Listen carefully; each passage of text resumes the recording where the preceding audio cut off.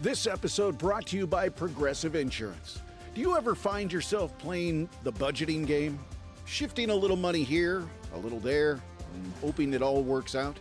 Well, with the Name Your Price tool from Progressive, you can get a better budgeter and potentially lower your insurance bill too. You tell Progressive what you want to pay for car insurance, and they'll help find you options within your budget. Try it today at Progressive.com. Progressive Casualty Insurance Company and Affiliates. Price and coverage match limited by state law. Not available in all states.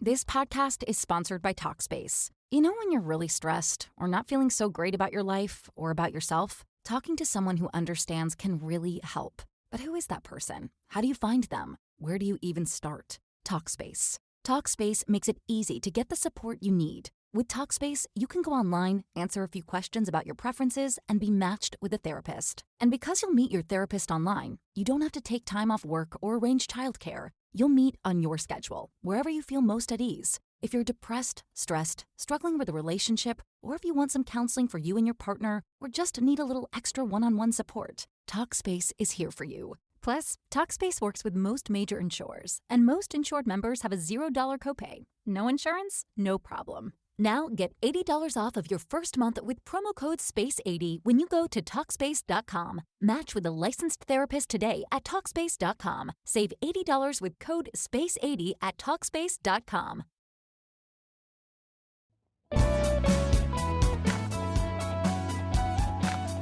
Hey there, listeners. Welcome to Shit That Goes Under Our Heads, the podcast where we normalize conversations around mental health. That's right.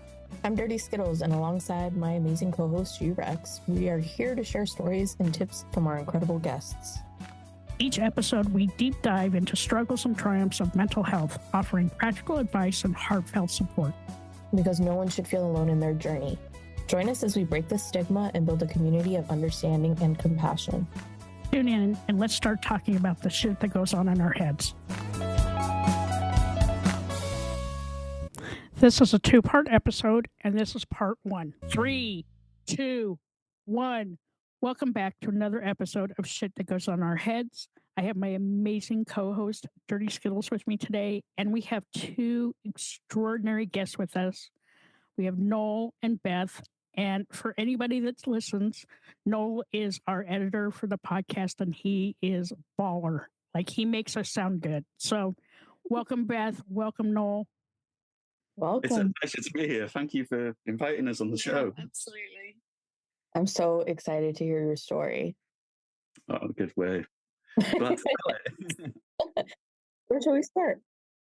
So what time is it in Australia today? It is 9:30 in the morning. Man, we've been going all day. This is recording number 5 today, I think. Oh, wow. Yeah, you guys are the last recording of the day. It's all good. So you're going to be a bit tired by now. And Nah, we're at our prime, you know? yeah. I'm gonna go have a gummy later on. I'll be fine. You know, and then like we have daylight savings time to contend with. So like we spring forward an hour today or tonight or whatever. How about that? Yeah, don't forget, set your clocks ahead an hour. So when it's 5-8, when it's 4-5, it's really 4. So yeah, it messes us all up. It messes the animals up too. They're like, why am I getting fed so early? Listen, shut up. Okay, you got food. Right. So, kids, tell us all about the two of you. We met in 2000. 2000? It's 2000, actually, yeah. So we've been together since the year 2000. So I guess this is really a story from two sides. So I'm the one with the severe, or I guess I had the severe mental health issues, and Noel was my carer and went through a hell of a lot with me. And I think it's hard for me looking back now because I know I put you through a lot.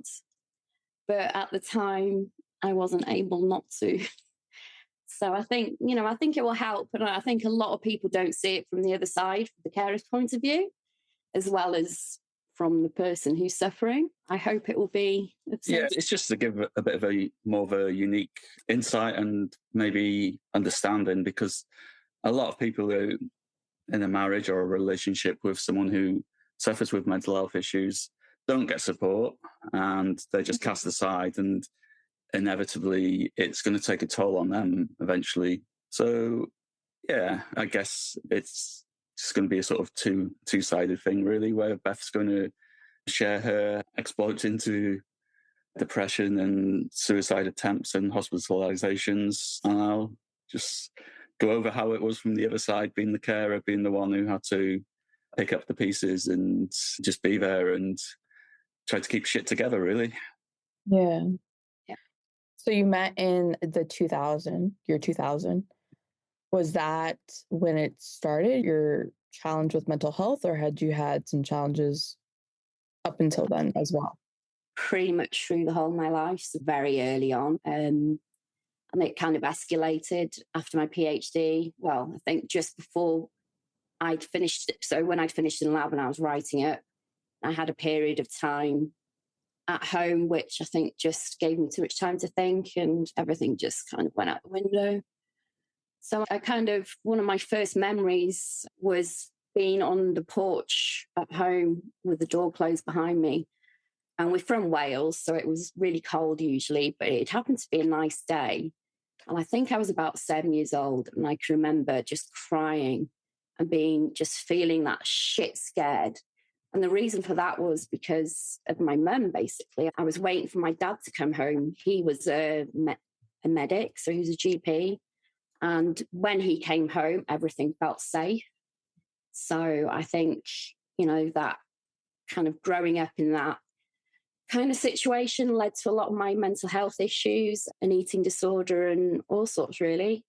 It's taken a lot of time to untangle a lot of things, and I'm still very much in that journey. So it just wasn't one linear mental health issue. There was quite a lot of so it was quite complex. Subcategories in there. Yeah. So it made it very hard for the professionals to kind of, I guess, understand what was going on and trying to keep me together. So one of the things that I realised more recently is I suffer from pretty intense dissociation. So I remember more feelings than actual things that happened. Just the feeling of being with a mother who would go from absolute rage to actually being a caring mother. So you were always scared because you didn't know when that change was going to happen. My dad was absolutely fantastic, the most doting dad, you could have thought of. And I think that still makes it hard for me, because I feel like, well, why am I so fucked up when I've got this amazing dad? So why? What's the issue? But obviously that's just overrode everything. So I was quite a sickly child. I used to get a lot of tonsillitis and stuff, sort of when I was in primary school.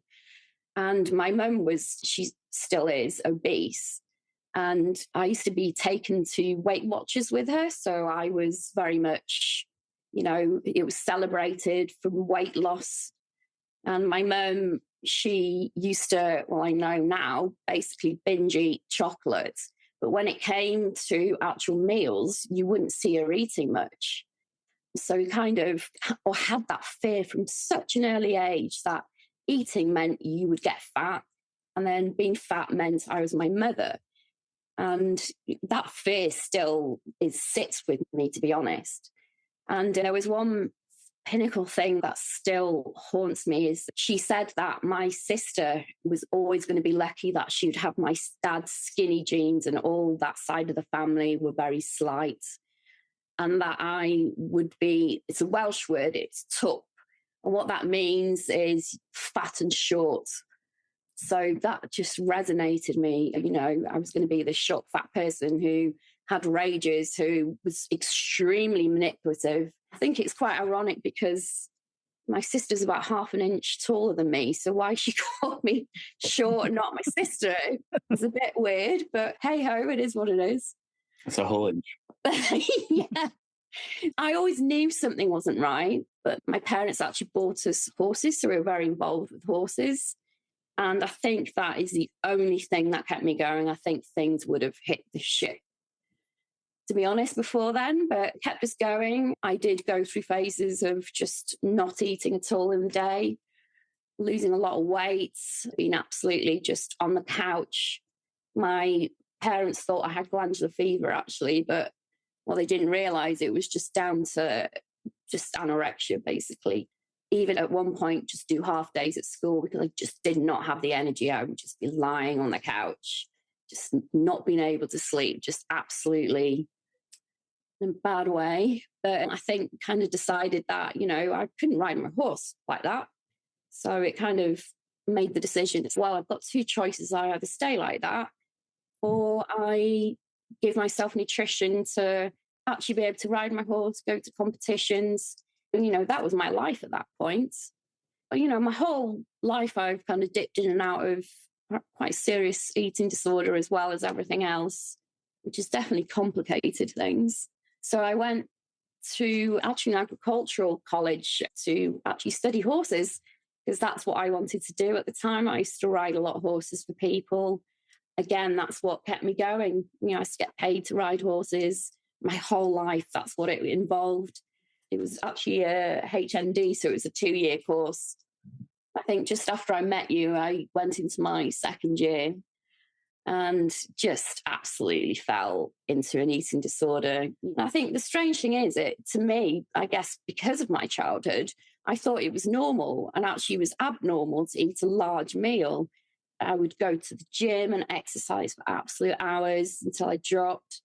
I couldn't even drive to the college, couldn't walk upstairs to get to lectures. And I think one thing that stuck with me, I remember I thought, right, I need to eat something like this. This is not good. So I went to the shop and I must have been there for about 2 hours, just walking up and down, the aisles. And I just couldn't, brain not working. It was like, I need to choose something. And I got this big bag of shredded lettuce. And so I put it in the fridge. And I think a couple of hours later, I was like, obviously hungry, but probably not really recognizing that. And I remember sitting on the floor in front of the fridge and just eating all this lettuce. And then after I'd ate this lettuce, I just completely broke down because, I'd eaten something, even though, what the hell is lettuce? It's water. Mm-hmm. And, just absolute tears. And I thought, yeah. And, we met up a few times, didn't we? Sort of probably 6 months after. We used to meet up actually, because I used to come home sometimes, didn't I?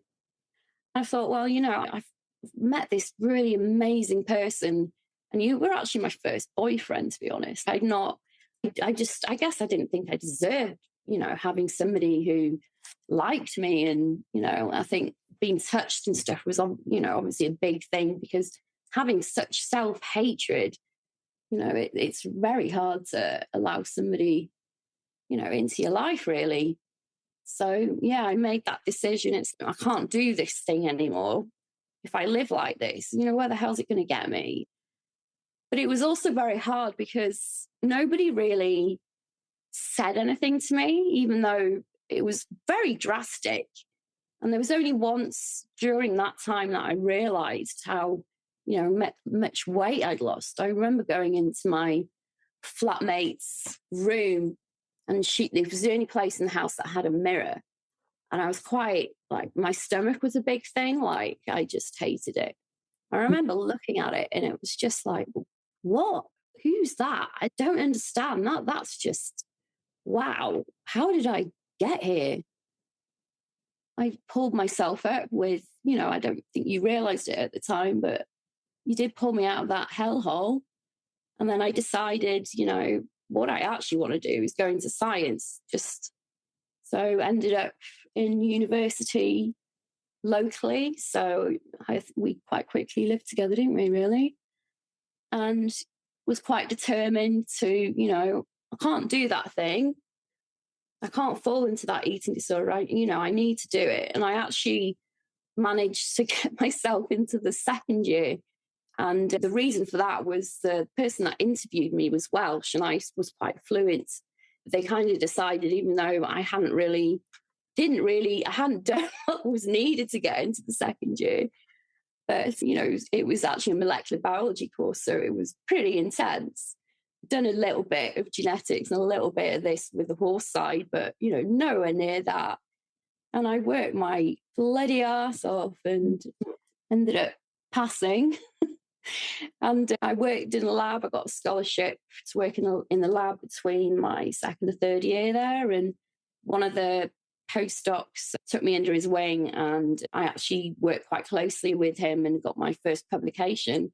We ended up down in South Wales in the capital, did my PhD.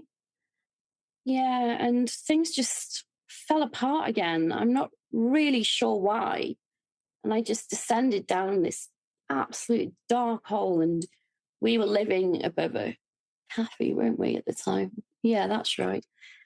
And just lost all this weight and got to the point I couldn't, even though the lab where I worked, it was in a hospital and we only lived like 10-minute walk. I couldn't even do that. I just couldn't even walk that, and having to crawl up the stairs, and then, just no energy at all and just collapsing at the top. And, it's just, I look back at it and it's like, why? It wasn't a life. It was horrible. The thoughts, the disgust, and just living with it all the time. And it just catches you up. You get caught up in it, and it's addictive. And the further you go down into it, the further it pulls you in.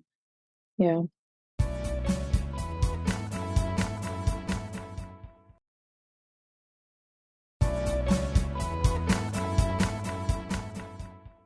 I have so many questions for you. Are you open to answering some of them? Yeah, go for it. Okay. So, do you still have a relationship with your mom? Well, more through her choice. So she on and off has pretty much disowned me quite a few times, especially in Australia. And then suddenly she will get in contact, and then she will just act like the perfect mother. And, despite what she's done and like how she's treated and manipulated, it's just like you fall for it. It's, oh, wow, she's the mother you wanted. But I have got to the point that I decided that I can't do that. It's just not healthy. So it's easier being in Australia, but yeah, I don't have a relationship with her. And that's my choice. That's good, right? Like you're setting a healthy boundary, it sounds like, for yourself with that. This episode is brought to you by Progressive Insurance. Fiscally responsible, financial geniuses, monetary magicians. These are things people say about drivers who switch their car insurance to Progressive and save hundreds. Because Progressive offers discounts for paying in full, owning a home, and more. Plus, you can count on their great customer service to help you when you need it, so your dollar goes a long way. Visit Progressive.com to see if you could save on car insurance. Progressive Casualty Insurance Company and Affiliates. Potential savings will vary. Not available in all states or situations. This podcast is sponsored by Talkspace. You know when you're really stressed or not feeling so great about your life or about yourself? Talking to someone who understands can really help. But who is that person? How do you find them? Where do you even start? Talkspace. Talkspace makes it easy to get the support you need. With Talkspace, you can go online, answer a few questions about your preferences, and be matched with a therapist. And because you'll meet your therapist online, you don't have to take time off work or arrange childcare. You'll meet on your schedule, wherever you feel most at ease. If you're depressed, stressed, struggling with a relationship, or if you want some counseling for you and your partner, or just need a little extra one-on-one support, Talkspace is here for you. Plus, Talkspace works with most major insurers, and most insured members have a $0 copay. No insurance? No problem. Now get $80 off of your first month with promo code SPACE80 when you go to Talkspace.com. Match with a licensed therapist today at Talkspace.com. Save $80 with code SPACE80 at Talkspace.com. When you were growing up with your sister, how did this strain your relationship at all? With my sister? Or... Yeah, you had mentioned that there would be times where you'd be compared to your sister being one way and you're some other way. Did it affect that relationship there? Well, the funny thing was, she was actually doing that to my sister. Yeah, it was quite weird. And there were times when I think when I moved out, I just didn't want her in that toxic place. So I used to take her out with me, actually, to the pub I think I was underage, let alone her. But yeah, I felt it was safer to take her with me. But yeah, it was a manipulation on both sides. So the relationship between my sister and I is actually very good. And yeah. And do you still have a relationship with your dad? My dad passed away in 2008. And, a lot of things came out with that. My mum told me that they'd realised that I'd got very unhealthily underweight, and they decided it was a phase, which I think, considering he was a medic, I find quite hard to take. And I think, a few years ago, I actually found myself getting angry.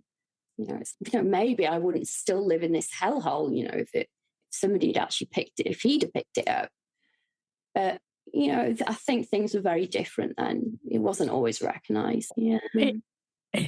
And my question is, were you finding like at the times when your mental health, like when you were younger, that if you were like really stressed out, that it would make things worse for you than it did when you weren't stressed out? Absolutely. It was my fallback. It was my way of trying to get control. But, unfortunately, I think my mental health, because of my upbringing, I ended up taking a lot of overdoses, which Noel mentioned before, and some of them were very serious. And I don't know, it's something, I think, yes, it was just after my PhD, before I did my Viva, and I just absolutely fell apart into this depression, anxiety. I would go from being absolutely okay to just being completely suicidal. And, it was just very hard. Noel's found me in all sorts of states. And, it was during your PhD that you were diagnosed with bipolar? Yeah, it was just after. So I think after all the suicide attempts, I was very heavily involved. But they had a crisis team down in Cardiff, which basically they like to intervene before you're actually hospitalised in a mental health ward. And they were great. They had a crisis house where you could go for 2 weeks and be in an environment where there was people there all the time. So basically you couldn't do stupid shit. But it got to the point where I couldn't walk into a shop, and if I saw tablets and stuff, it would be very hard for me not to act on it. And, self-harm kind of came through as well. And, again, self-harm is just so addictive. You get this release, but then you get all this guilt as well. And, yeah, hiding so much from Noel as well. Yeah, it was a hard time. I know all about hiding. For the short period of time that I was super depressed, nobody knew. Absolutely nobody knew. Yeah, and I think, that was very much associated, alongside the eating disorder. Absolutely. And I think the first time I was in hospital, I remember, so they had a poisons ward in Cardiff. So basically it was just a ward for people who had taken overdoses, basically. And even though yes, they did literally save my life. I think all in all through my life, I've probably taken about 13 overdoses that have actually needed medical intervention. Some of those have been real attempts, hoarding tablets, writing notes, and just absolutely feeling in this absolute dark place where you think everybody's better off without you. You're just a hindrance. Why are you on this earth? Noel doesn't deserve to be with somebody like me. Just doesn't.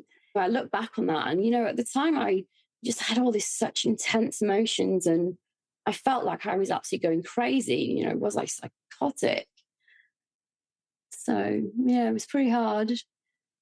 But I guess the mental health system in the UK was pretty shit. And the amount of times I went into psychiatric ward, and the staff just didn't give a shit. Like, you were literally thrown in there. If you had a meltdown, they'd drug you up. They didn't speak to you. I wouldn't eat for God knows how long, and nobody gave a shit. I'd have people on the ward, patients coming up, what are you doing? You need to eat, it'll make you feel better. And nurses telling them off for saying that to me. Yeah. Yeah. When did you find help, I guess? What did that look like? Well, when I was in the UK, when I was taking a load of overdoses, there was always psychiatrists who put you on more and more medication, higher and higher doses, especially when the bipolar, I got diagnosed with bipolar.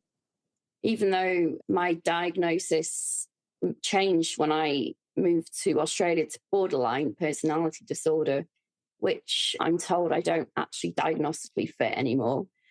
So, yeah, I had psychologists now and again, but they only intervened when I was at crisis point. There was nothing when things were traveling a little bit better. They didn't give a shit. When you're at crisis point, how the hell are you meant to comprehend? Right. Yeah. That had to have been so hard. Like, not having anybody to, like, really listen to you.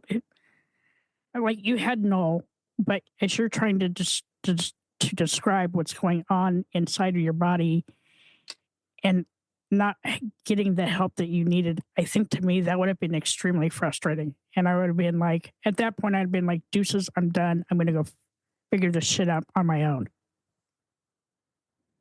Yeah, I mean, again, I hid so much from Noel, but it wasn't always hiding. It was literally just feeling so overwhelmed. I didn't even know what was going on. I couldn't pinpoint what was in my head. Yeah, it was pretty intense. Yeah. And I didn't work for a number of years. And at one point, Noel had to quit his job to look after me because I was in state and I'd literally just do all sorts of shit. It was horrible. But, things did get a bit better, I guess.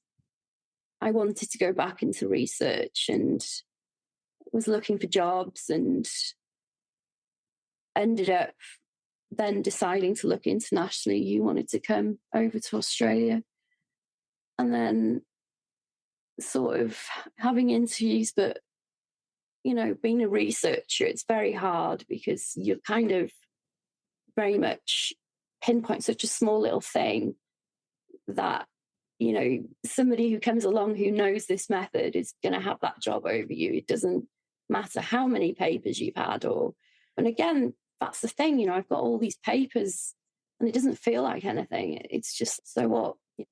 Yeah, whatever. But I think with that, I just felt so useless and I put a lot of weight on at that point. And I just got to the point where it was just so disgusting.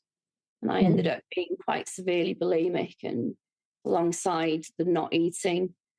And it was just, I'd be on the couch after an episode just of bulimia and just not being able to move again. And you'd come home and I'd act like nothing was going on. And there was once you were watching the Formula One and I was writhing around in pain in my stomach. And Noah was like, oh, it's okay. And I remember, I'm never going to let him live this down. Sorry, no. He waited to the end of the Formula One was over and then kind of realised that this had been going on for hours and hours. It had been going on before he came home. And he took me to the hospital and I was given painkillers. Nobody knew what was going on. And then I happened to remember it was a British program called Casualty. And there was a guy on it who had bulimia and ended up with stomach ulcers. And I remember that sort of been in this hospital for hours and the doctor's just going, we don't understand what's going on. And it suddenly occurred to me, fuck, I've got stomach ulcers. And then thinking, Noel has no idea I've been doing this. And then having to tell the doctor, actually, this is what's been going on. So I ended up in hospital for about 6 weeks because I had lost a lot of weight and ended up being tubed, which was a horrendous experience. Yeah, in a lot of pain. And I think at the time, I didn't even think anything was wrong. It's like I fucked my body up, basically. My bloods were all over the place. And I actually had an interview with somebody from Australia for a job, and I had to say online, and I actually had to say to them, oh, look, I can't do it online because I'm in hospital and I've got a tube in me and I don't really want it, So it was a phone conversation, and I got offered this job and thought, right, fuck, I need to get my shit together.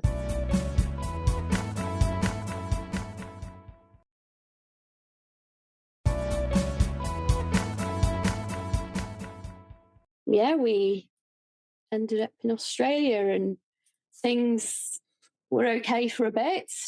Not very long.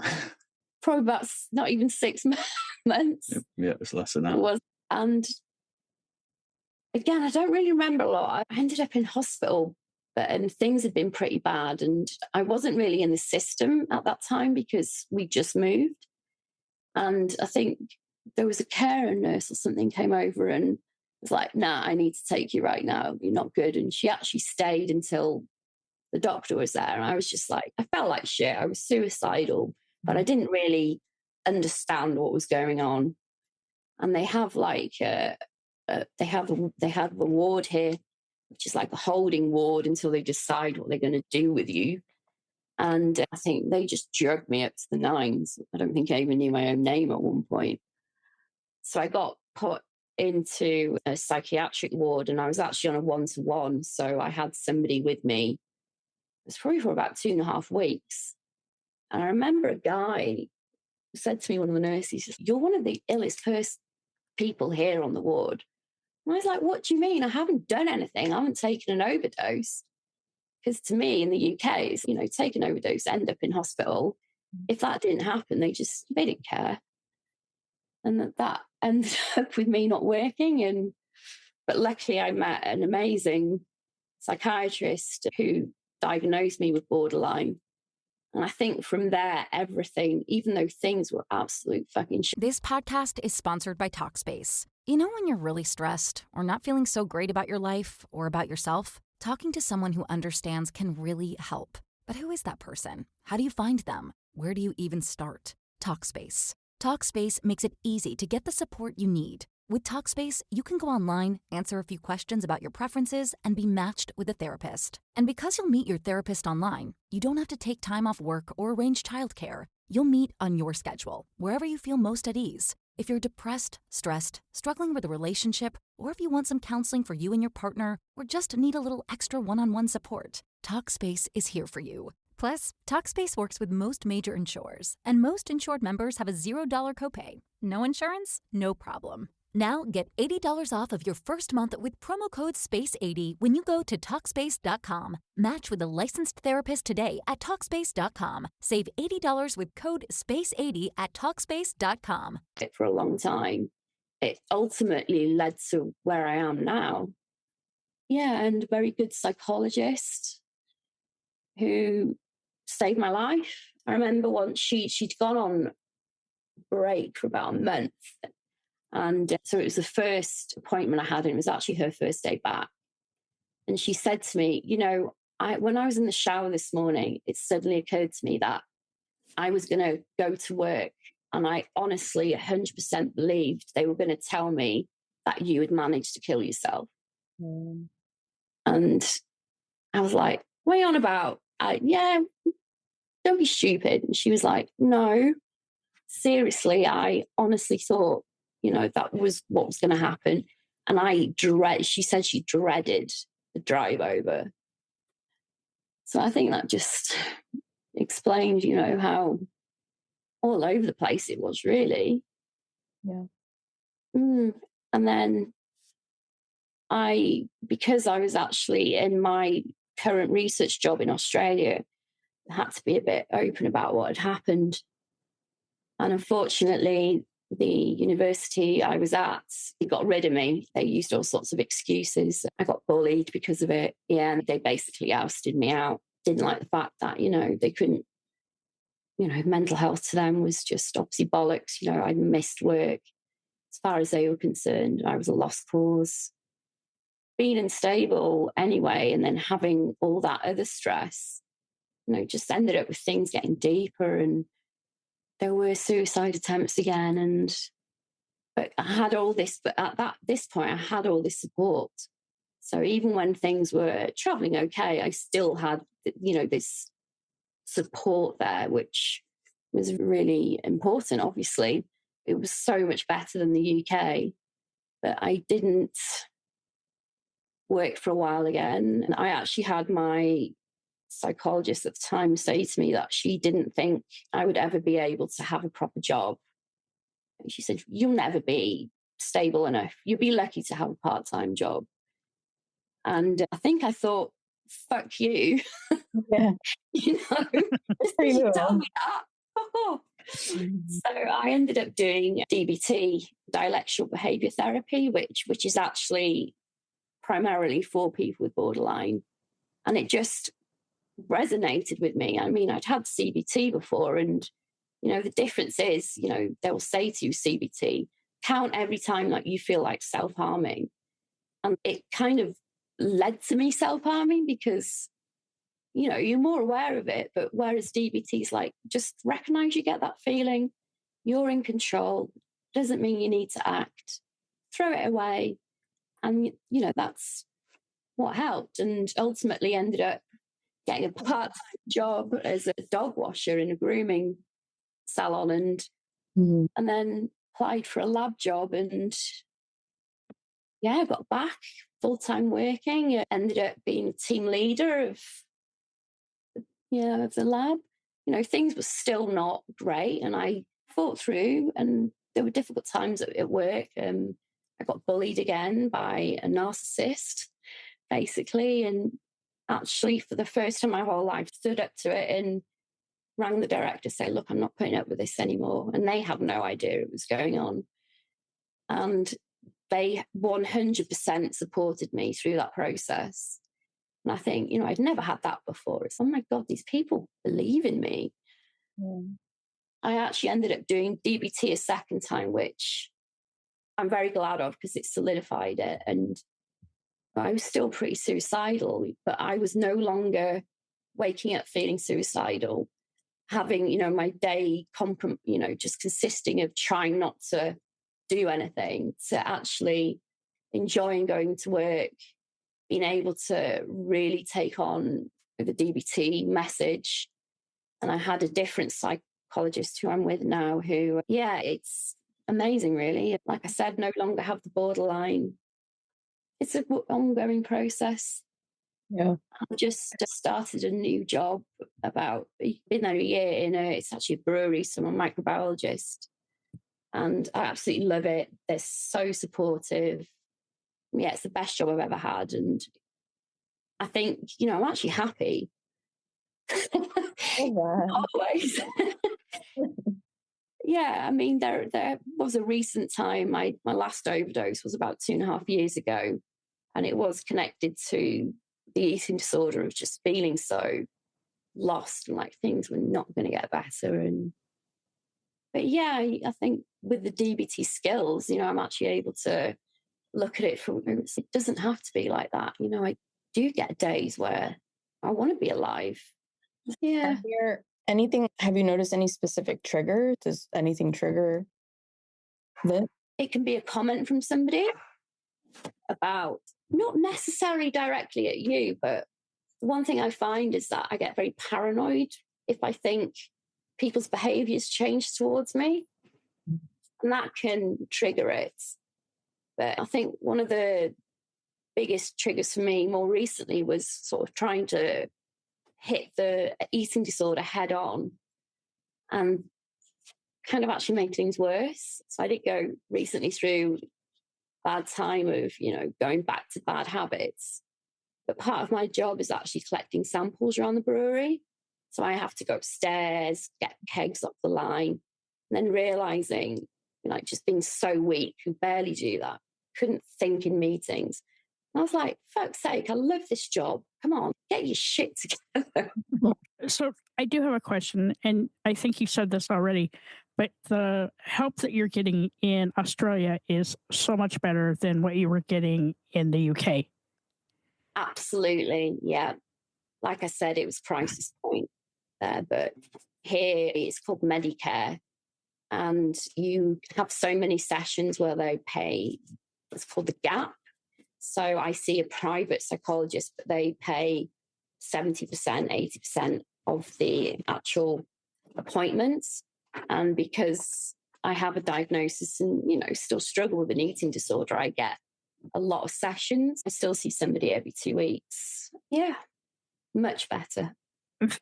And that makes me so happy. And I wanted to know, just for my own curiosity, because I don't know a lot about eating disorders or borderline, but did they ever want to put you like on medication, or was this all through just therapy?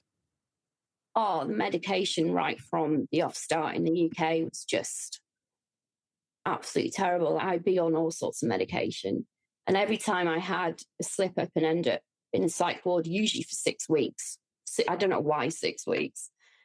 It was always 6 weeks.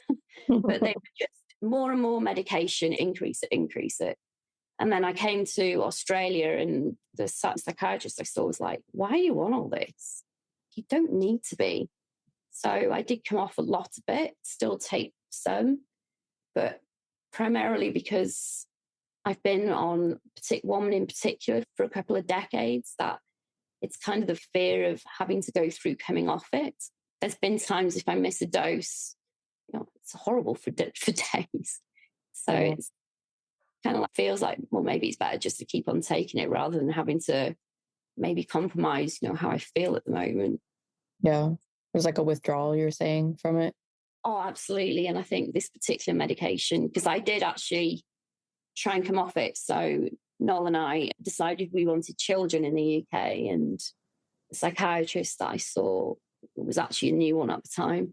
And she was like, yes, but you can't be on this medication. So they tried to wean me off that on another one, but I ended up in hospital after a very serious suicide attempt, and they kind of tried to keep going, and they got to the point where, no, you can't do this. And I did try again, and the same thing happened. So again, that's the fear of coming off that medication. Tune in on Thursday for part 2 of this episode. Hi, all. Thank you so much for listening to this episode. I'm G-Rex. And I'm Dirty Skittles. Don't forget to subscribe, rate, and review this podcast. We'd love to listen to your feedback.